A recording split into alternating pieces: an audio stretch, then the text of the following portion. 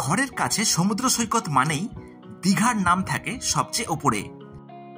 শীত, গ্রীষ্ম কিংবা বর্ষা, দীঘাকে নিয়ে আছে বাঙালির ভরপুর ইমোশন।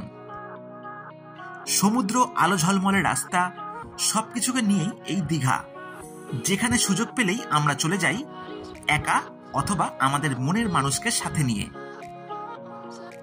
কিন্তু দিনকে দিন এই পর্যটকের চাহিদার ফলে ট্রেনেও বাড়তে থাকে বাড়তি চাপ, এবং যার ফলেই অনেক আগে থেকে টিকিট না করতে পারলে দীঘা যাওয়ার ট্রেনে জায়গাই মেলে না। আর এরপরে যদি দীঘার জগন্নাথ ধাম একবার তৈরি হয়ে যায়, দীঘা যাওয়ার ট্রেন কেন, বাসেও চট করে বুকিং পাবেন না। তাই বলে কি দীঘা যাওয়া হবে না?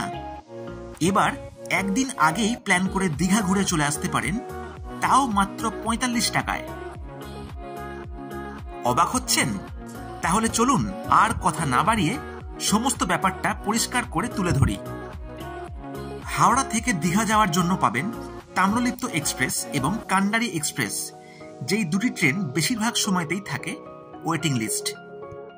কিন্তু অনেকটাই কম খরচে দীঘা যাওয়া নিশ্চিত করতে আপনাদের জন্য রয়েছে দীঘা যাওয়ার কিছু লোকাল ট্রেন।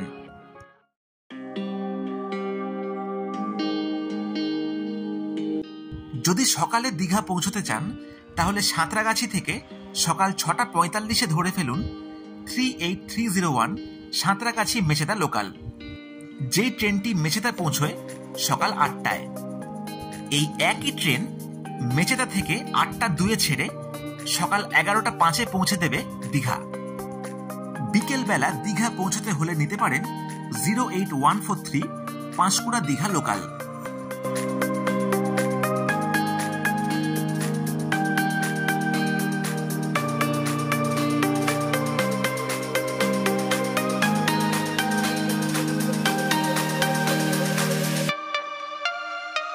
সেইভাবেই দীঘা থেকে ফেরার জন্য পাবেন এই লোকাল ট্রেনের সুবিধা।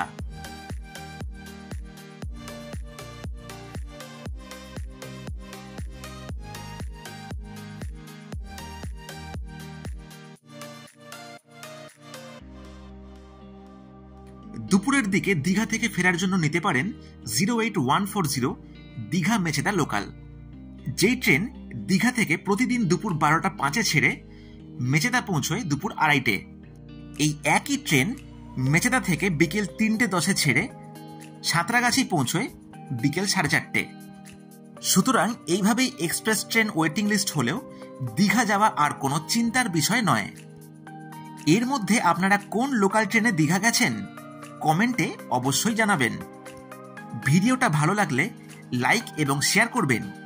আরও এরকম নতুন ভিডিও দেখার জন্য চ্যানেলটিকে সাবস্ক্রাইব করে পাশে থাকবেন।